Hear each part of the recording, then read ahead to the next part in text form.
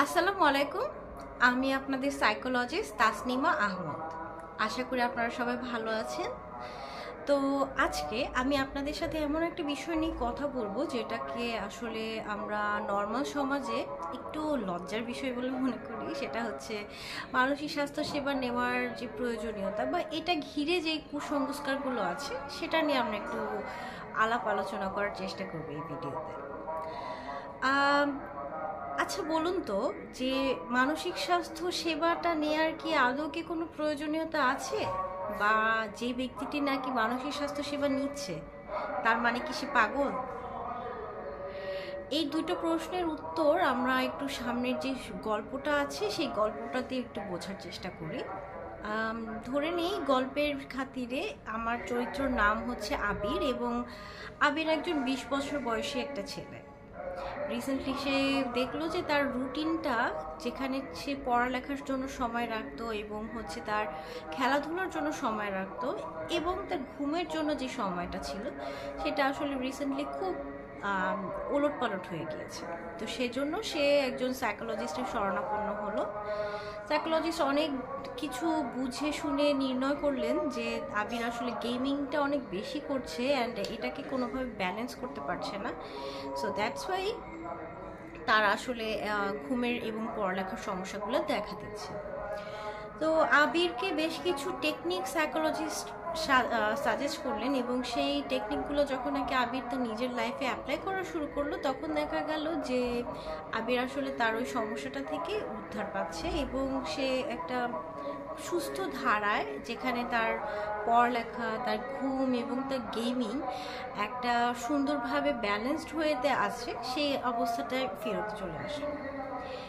এখন এখানে লক্ষণীয় বিষয় যেটা, যে আবির যে সমস্যাটার জন্য সাইকোলজিস্টের কাছে গিয়েছিল, সেই সমস্যাটা কিন্তু আসলে তেমন গুরুতর কিছু না, খুব সামান্য একটা সমস্যা। এবং এটার জন্য আসলে সাইকোলজিস্টের কাছে যাওয়ার গুরুত্বটা অনেকেই হয়তো অনুধাবন করতে পারবে না।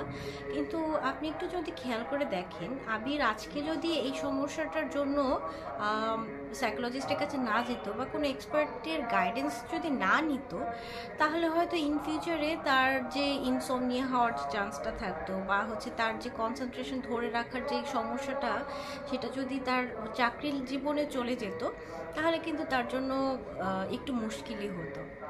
তো সাইকোলজিস্টের কাছে গিয়ে শুরুতেই কিন্তু সে এই সমস্যাগুলো ফিউচারে যেটা হতে পারতো সেটা কিন্তু একেবারেই বন্ধ করে দিল। এছাড়াও আমরা যদি আরেকটা জিনিস খেয়াল করে দেখি, সেটা হচ্ছে যে অনেকেই মনে করে যে সাইকোলজিস্টের কাছে ছোট ছোট বিষয় নিয়ে যাওয়ার বা হচ্ছে কোনো বিষয় নিয়ে গেলেই লোকে আমাকে পাগল মনে করবে অ্যান্ড এভরিথিং। আপনি যদি একটু খেয়াল করে দেখেন, আবিরের বিষয়টা কিন্তু ছোট ছিল এবং এখানে কিন্তু কোনো পাগলামির লেশমাত্র ছিল না।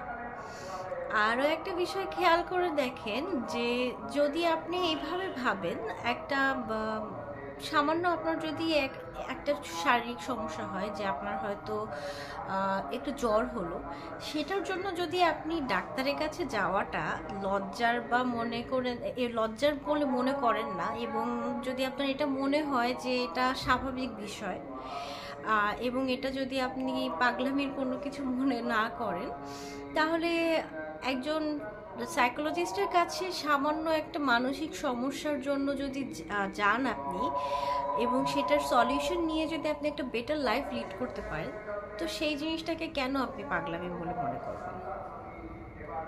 এই প্রশ্নটা আপনি আপনার জন্য আমি রেখে দিলাম। এই প্রশ্নটার উত্তরটা আপনারা আমাকে কমেন্ট করে জানাবেন।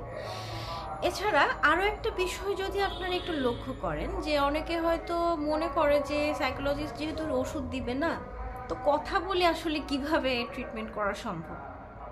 কিন্তু আপনি যদি একটু ভালো করে ভেবে দেখেন, যে একজন সাইকোলজিস্ট বেসিক্যালি আপনার থট চেঞ্জিংয়ের জন্য কিছু টেকনিক অ্যাপ্লাই করবে, যেটা আপনাকে ওই মুহূর্তটাতে এবং পরবর্তী জীবনে হেল্প করবে একটা সুস্থ ধারায় ফিরে আসার জন্য।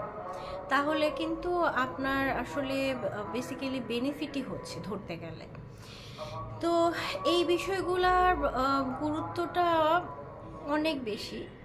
অ্যান্ড সাইকোলজিস্ট যে টেকনিকগুলো ইউজ করে সেইগুলো ইউজ করার মাধ্যমে আপনি আসলে একটা সুস্থ ধারায় ফেরত আসার জন্য অনেক ভালোভাবে আসতে পারবেন। এবং কিছু কিছু রোগ আছে যেগুলোতে আসলে ওষুধের তেমন প্রয়োজন পড়ে না।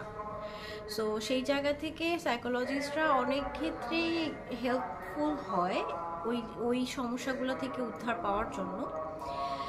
এছাড়া আরও অনেক কাজের জন্য হচ্ছে আপনারা সাইকোলজিস্টের কাছে আসতে পারেন। আপনাদের লাইফস্টাইল ইমপ্রুভ করার জন্য যদি আসেন তাহলে সেটাও কিন্তু আপনাকে ভালোভাবে একটা গাইডেন্স দিয়ে সাইকোলজিস্ট আপনাকে একটা সাপোর্ট দিতে পারবে। আশা করছি আপনারা আপনাদের এই যে মানসিক স্বাস্থ্য সংক্রান্ত যেই ছোটোখাটো যেই ভুল ধারণাগুলো ছিল সেগুলো একটু হলেও আমি এই ভিডিওর মাধ্যমে দূর করতে পেরেছি। আপনি যদি এই ভিডিওটা দেখে একটু হলেও সচেতনতা ফিল করেন নিজের মধ্যে যে আপনার আসলে মানসিক স্বাস্থ্য সেবাটা নেওয়া দরকার এবং আপনি আপনার নিজেকে আরও ইমপ্রুভ করতে চাচ্ছেন, তাহলে কাইন্ডলি আমার পেজে ইনবক্স করবেন।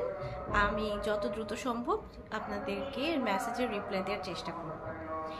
আপনাদের সকলের মানসিক স্বাস্থ্য এবং শারীরিক স্বাস্থ্যের সুস্বাস্থ্য কামনা করে আজকের ভিডিওটা এখানেই শেষ করছি। সকলে ভালো থাকবেন। আল্লাহ হাফেজ।